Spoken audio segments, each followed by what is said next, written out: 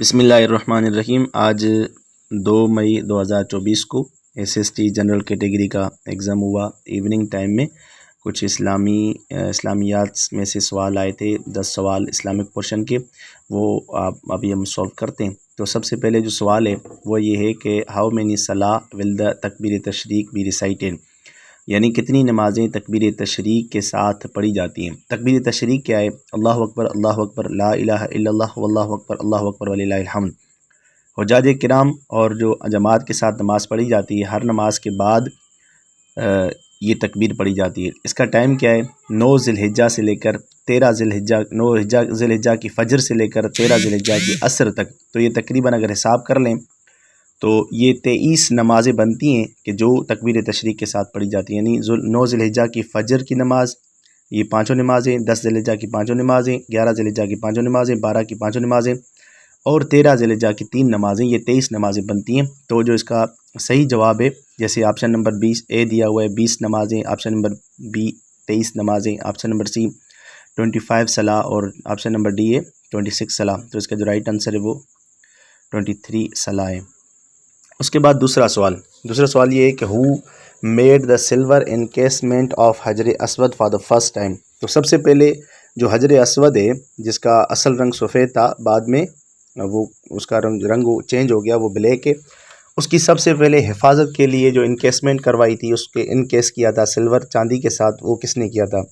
تو اس کا صحیح option number a Abdullah bin Zubair, option number be ہے عبداللہ بن حارث، تیسرا حضرت طلحہ اور آپشن نمبر ڈی حضرت عبد الرحمن بن عوف۔ تو اس کا جواب یہ ہے کہ آپشن نمبر اے اس کا صحیح جواب ہے۔ عبداللہ بن زبیر وہ شخصیت ہیں جنہوں نے سب سے پہلے اس کو حجر اسود کو سلور کے ساتھ انکیس کروایا تھا۔ اس کے بعد 1268 کے اندر سلطان عبد الحمید نے اسے سونے کے ساتھ انکیس کروایا اور 1281 کے اندر سلطان عبد العزیز نے اسے دوبارہ چاندی کے ساتھ انکیس کروایا۔ اس کے بعد تیسرا سوال ہے what was the age of حضرت عبد المطلب۔ عبد المطلب کی جو عمر ہے وہ کتنی تھی؟ Option number A 96، option number B 95، option number C 94 اور آپشن نمبر ڈی 93۔ تو اس جواب کو، یہ جواب جو ہے نا ڈیپینڈ کرتا ہے SPSC والوں کی آنسر کی پر کہ وہ کس کو سلیکٹ کرتے ہیں۔ اصل میں عبد المطلب کی جو عمر ہے وہ 480 سے 578 تک ہے۔ تو اگر اس کا حساب کیا جائے تو یہ 94 یا 95 بنتی ہے، ٹھیک ہے۔ تو اس کے اندر کنفیوژن ہے جواب کے اندر، لیکن جو پاک MCQs اور دیگر ویب سائٹس پر اس کا جو جواب ہے وہ جواب ہے option number C 94 years was the age of حضرت عبد المطلب، grandfather of holy prophet Muhammad صلی اللہ علیہ وآلہ وسلم۔ اس کے بعد کوشچن نمبر 4 ہے حضرت Khadija died in, option number A 618، option number B 619، option number C 620 اور آپشن نمبر ڈی ہے 621۔ حضرت خدیجہ کا وصال کب ہوا ہے؟ تو اس کا جو صحیح جواب ہے وہ ہے 619، آپشن نمبر بی۔ حضرت خدیجہ 619 میں عیسوی میں آپ نے وصال فرمایا اور اسی سال حضرت ابو طالب نے وصال فرمایا۔ اسی سال کو 619 ہی کو عام الحزن کہا جاتا ہے اور یہ حضور پاک صلی اللہ علیہ وسلم کی عمر مبارکہ 50واں سال تھا۔ اس کے بعد 5واں سوال ہے what are the 3 white days in Islam. اسلام کے اندر 3 سفید دن کون سے ہیں؟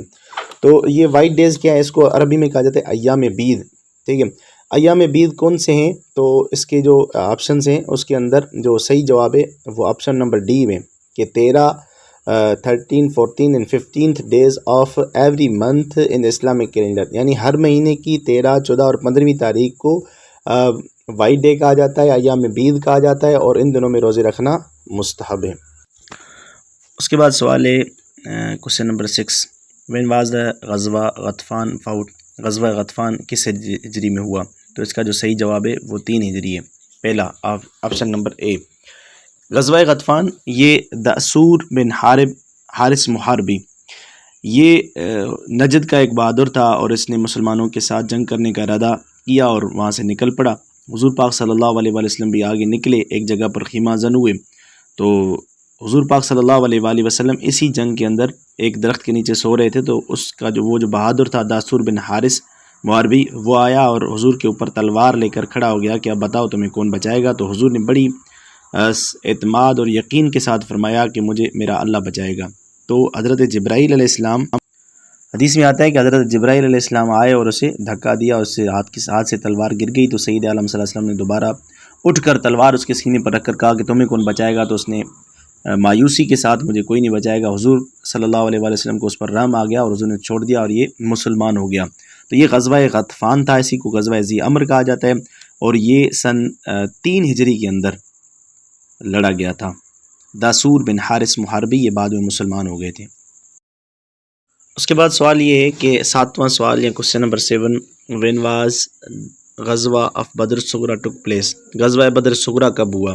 تو 2 ہجری کے اندر بدر کبریٰ ہوا، جس کے اندر مسلمانوں کو فتح نصیب ہوئی، کفار کو شکست ہوئی، اور پھر 3 ہجری میں غزوہ احد ہوا۔ 4 ہجری کے اندر ابو سفیان بدلے کی آگ لے کر مکہ سے نکل پڑا مسلمانوں سے مقابلہ کے لیے۔ حضور صلی اللہ علیہ وآلہ وسلم یہاں سے 2000 صحابہ کا لشکر لے کر بدر میں پہنچ کر خیمہ زن ہو گئے۔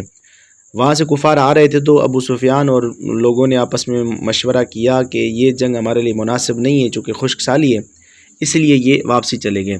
تو یہ بدر صغریٰ تھی، اور یہ 4 ہجری کے اندر پیش آئی، تو اس کا صحیح جواب ہے اے، یعنی 4 ہجری کے اندر بدر صغریٰ ہوا۔